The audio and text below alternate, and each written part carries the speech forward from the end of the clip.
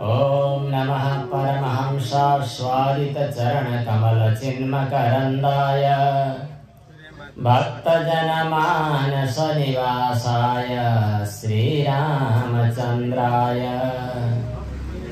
फुल्लेन्दीवरकान्तिमिन्दुवदनं बर्हावतंसप्रियम् श्रीवत्साङ्कमुदारकौस्तुभधरं वीणाधरं सुन्दरम् गोपीनां नयनोत्पलार्चिततनुं गोपसङ्घावृतं गोविन्दं कलवेणुवादनपरं दिव्याङ्गभूषं भजे।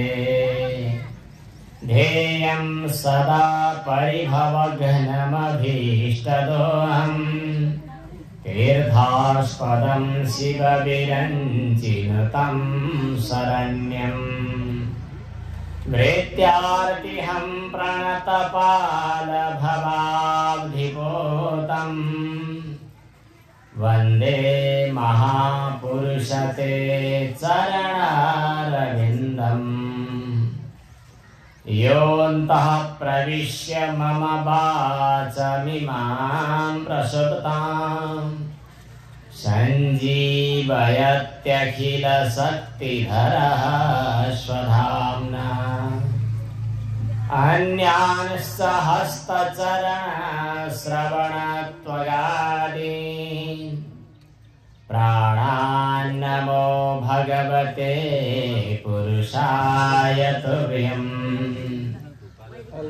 सच्चिदानन्दरूपाय विश्वोत्पत्त्यादिहेतवे तापत्रय विनाशाय श्रीकृष्णाय वयं नमः।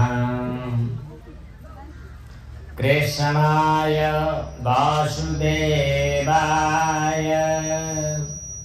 हरये परमात्मने प्रणतक्लेशनाशाय गोविन्दाय नमो नमः। कृष्णाय वासुदेवाय देवकीनन्दनाय च नन्दगोपकुमाराय गोविन्दाय नमो नमः। वागीशायस्य वदने लक्ष्मीर्यस्य च वक्षसि यस्यास्ते हृदये संवित् तं नृसिंहमहं भजे। विश्वसर्गविसर्गादि नवलक्षणलक्षितं श्रीकृष्णाख्यं परं धाम जगद्धाम नमामि तत्। नारायणं नमस्कृत्य नरं चैव नरोत्तमं देवीं सरस्वतीं व्यासं ततो जयमुदीरये। अज्ञानतिमिरान्धस्य ज्ञानाञ्जनशलाकया चक्षुरुन्मीलितं येन तस्मै श्रीगुरवे नमः। यं प्रव्रजन्तमनुपेतमपेतकृत्यं द्वैपायनो विरहकातर आजुहाव पुत्रेति तन्मयतया तरवोऽभिनेदु तं सर्वभूतहृदयं मुनिमानतोऽस्मि।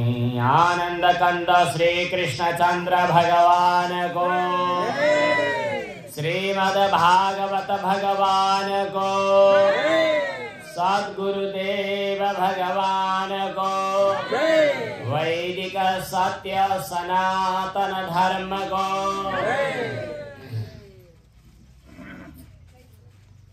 अनंत कोटि ब्रह्मांड नायक देवादिदेव भक्तवत्सल गोपी जन वल्लभ भगवान श्री कृष्ण को चरणारविन्दमा वन्दना गर्दै भगवानकै शब्द स्वरूप भगवानकै शब्दमय स्वरूपमा यहाँ प्रकट हुनुभएका भागवत रूपी भगवानलाई पनि प्रणाम गर्दै मञ्चमा मण्डपमा स्थापित सम्पूर्ण देवी देवताहरू गुरुजनहरू सबैलाई वन्दना गर्दै आजको तेस्रो दिनको श्रीमद् भागवत कथामा प्रवेश भइरहेको छ। हजुरहरू पनि अत्यन्तै श्रद्धाका साथमा भागवत कथा सुनेर केही कुरा सिकेर जीवन धन्य धन्य बनाउनका लागि उपस्थित हुनुभएको छ। हजुरहरूको हृदय कमलमा विराजमान भगवानलाई पनि वन्दना गर्दै आजको कथा आरम्भ हुन्छ। आरम्भमा उही भन्ने गरेकै श्लोक तर भगवानको नाम हजुरहरूले पनि गायन गर्नुहोला। हामी सबैले गायन गर्छौं। श्री कृष्ण गोविन्द हरे मुरारे हे नाथ नारायण वासुदेव। भाव का साथमा श्री कृष्ण गोविन्द हरे मुरारे हे नाथ नारायण वासुदेव। श्री कृष्ण गोविन्द हरे मुरारे हे नाथ नारायण वासुदेव। मुख खोल्नु होला सबैले। श्री कृष्ण गोविन्द हरे मुरारे हे नाथ नारायण वासुदेव।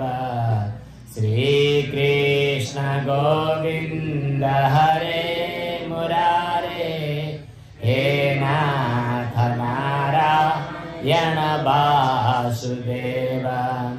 आनन्द वैकुण्ठ मुकुन्द कृष्ण गोविन्द दामोदर माधवेति गोविन्द दामोदर माधवेति।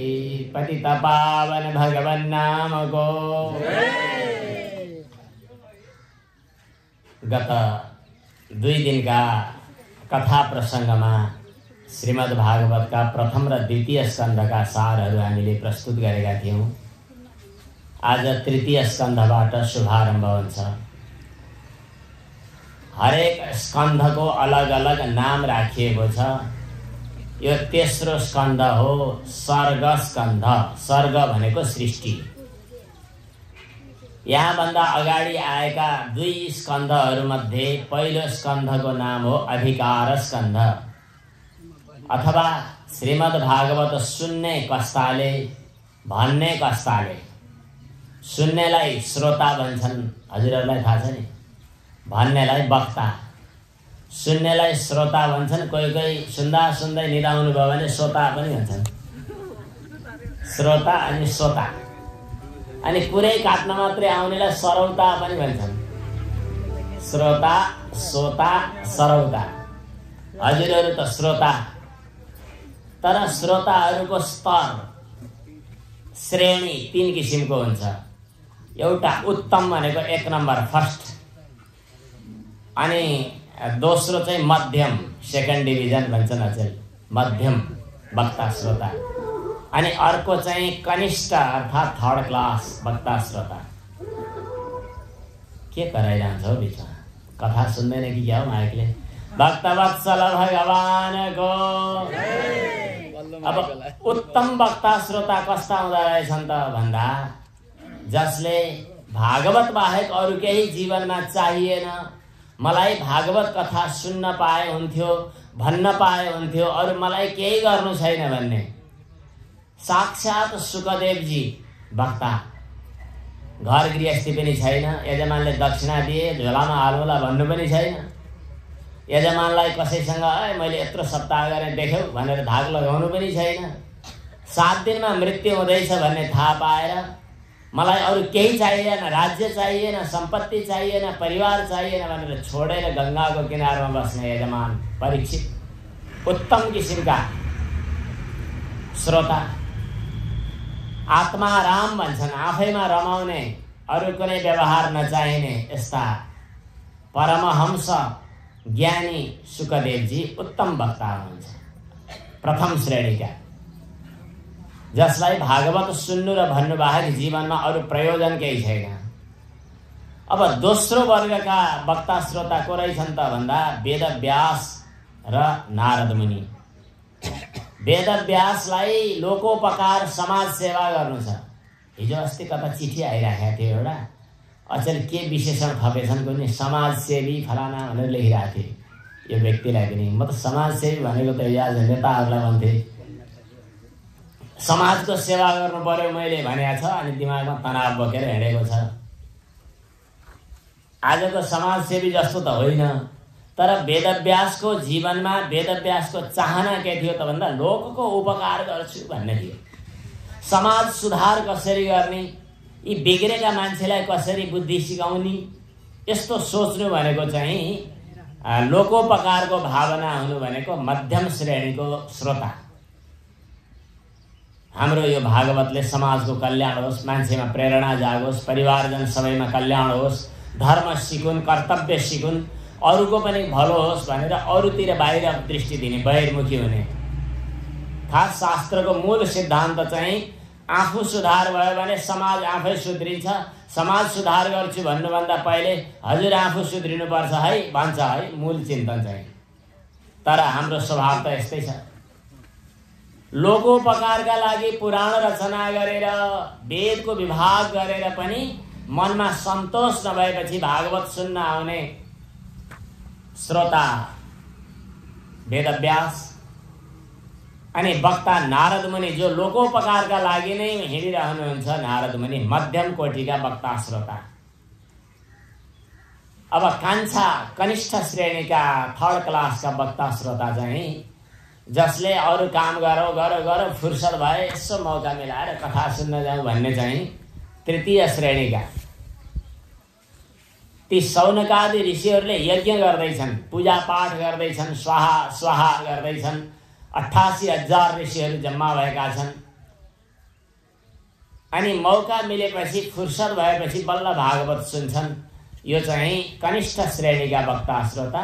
ती तिनै तहका वक्ता श्रोताको कथा पहिलो स्कन्धमा आयो, त्यस कारणले पहिलो स्कन्ध चाहिँ अधिकार स्कन्ध।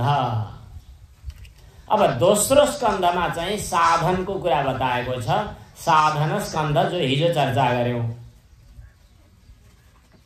साधन भन्नाले सुरुमा हिजो ध्यानको, योगको, प्राणायामको अनि आफै भित्र आफ्नो मनलाई नियन्त्रण गर्ने प्रक्रियाहरूको अभ्यास, त्यो चाहिँ द्वितीय स्कन्धमा आयो। र दुई तरिकाले भगवानको दर्शन गर्ने। हजुरहरूलाई भगवानको दर्शन गर्ने इच्छा छ कि छैन? छ नि। त्यसो भए नबोल्न पर्छ है। भक्तवत्सल भगवानको दर्शन गर्न सर्वप्रथम हाम्रो दृष्टि ठिक हुनु पर्दो रहेछ। दृष्टि भनेको आफ्नो मनको, आफ्नो इन्द्रियको, आफ्नो अन्तःकरणको स्वच्छता।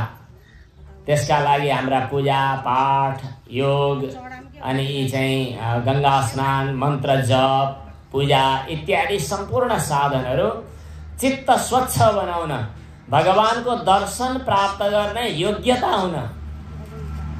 आँखा कमजोर भयो भने हेर्न सकिँदैन अनि चस्मा लगाउनु पर्छ। त्यस्तै दृष्टि बनेन भने भगवानको दर्शन हुँदैन। त्यसकारणले दृष्टि ठिक हुनुपर्छ। त्यो दृष्टि ठिक हुनका लागि साधनहरू बताइयो, जसमा ध्यानका प्रक्रियाहरू बताइयो द्वितीय स्कन्धमा। जब दृष्टि ठिक बन्छ तब भगवान खोज्न टाढा जानु पर्दैन। बाहिर फर्केर हेर्दा पनि जति सृष्टि भएका पदार्थहरू छन् यी पदार्थहरू के रहेछन् भनेर मसिनो गरी हेर्दै गयो भने यी सम्पूर्ण पदार्थहरूको वस्तुहरूको नालीबेली केलाउँदै जाँदा टक्रक्कै भगवानको दर्शन प्राप्त हुन्छ। किनभने भगवान बिना यी कुनै वस्तुहरूको सृष्टि भएको छैन। जसरी सुन पत्तो लगाउनु पर्यो भने हाम्रो दृष्टि त गहनामा छ। सुन त होइन यो त औँठी हो। सुन होइन यो त नेकलेस हो। सुन होइन यो त चाहिँ नाकमा लगाउने बुलाकी हो भन्छौँ हामी।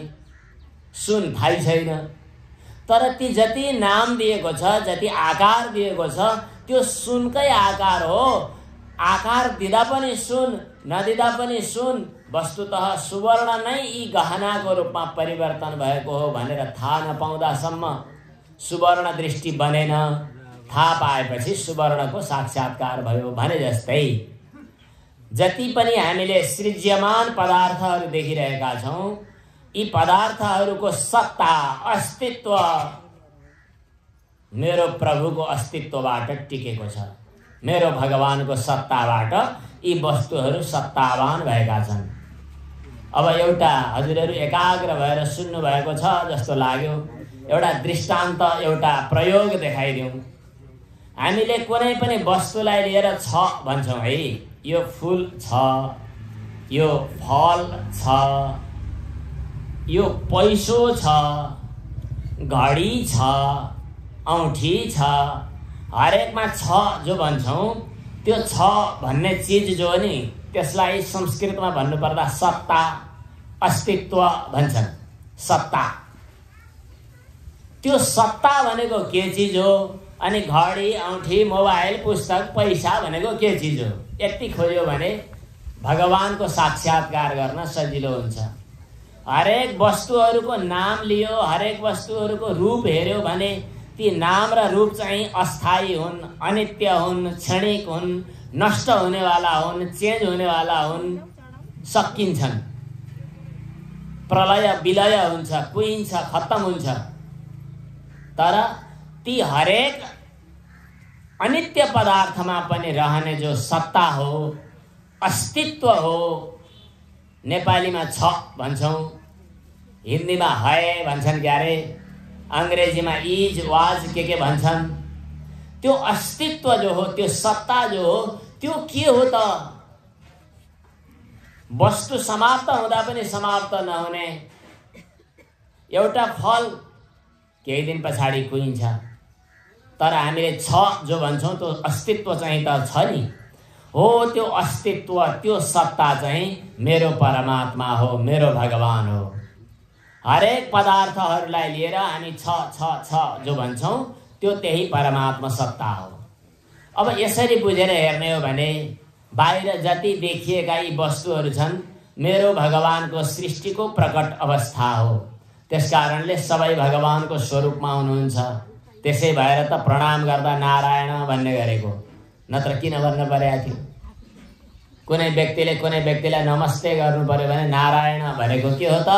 त्यो मेरो अस्तित्वको रूपमा रहने, चेतनाको रूपमा रहने भगवान नारायण हजुरमा पनि हुनुहुन्छ, यहाँ अगाडि पनि हुनुहुन्छ भनेर प्रणाम गरेको नारायण भनेको। बाहिर पदार्थहरू हेर्दा आकाश, पाताल, पृथ्वी, डाँडा काँडा, नदी नाला यो पनि भगवानको स्वरूप। आँखा चिम्लेर पलेटी कसेर भित्रै फर्कियो भने त्यो मन एउटा दुष्ट छुच्चो छ, त्यसको पछि दौडिँदा त थाहा हुँदैन।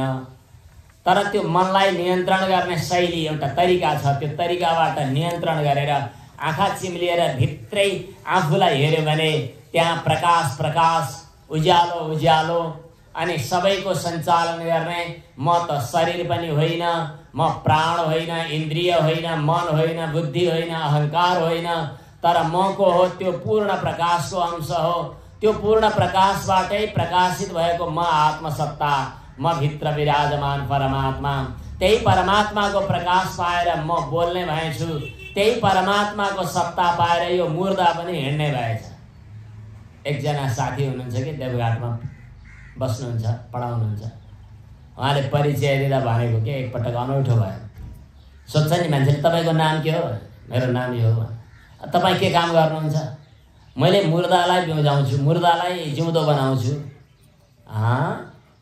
मुर्दालाई जिउँदो बनाउने कसरी बनाउने? यो त अनौठो कुरा भयो। अनि पछि उहाँले आफ्नो कुरा बताइदिनु भयो। म भनेको आत्मसत्ता, मुर्दा भनेको यही त हो नि, यी मुर्दा त छ नि। मेरो काम के हो? मुर्दालाई बिउझाउने, मुर्दालाई जगाउने, मुर्दालाई पनि हिँड्न सक्ने बनाउने। त्यो जसले मुर्दालाई पनि चल्ने बनायो त्यो त आत्मसत्ता, परमात्मा सत्ता म भित्रै हुनुहुन्छ नि। त्यो परमात्मा सत्ताको अनुभव गर्ने साधन द्वितीय स्कन्धमा बताइएको थियो। र त्यही परमात्मा सत्ताको कारणले जगतको सृष्टि भयो। जगतको प्रलय पनि त्यही हुन्छ। जगत उत्पत्ति हुनुभन्दा पहिले पनि समाप्त हुँदा रहने पनि उही मेरो भगवान, भक्तवत्सल भगवानको। यस्तो कुराको अभ्यास गर्ने तरिका द्वितीय स्कन्धमा आयो। अब भगवानले जो सृष्टि गर्नुभयो त्यो सृष्टिको नालीबेली के हो भन्ने कुरा तृतीय स्कन्धमा अर्थात् सर्ग स्कन्धमा, सृष्टि स्कन्धमा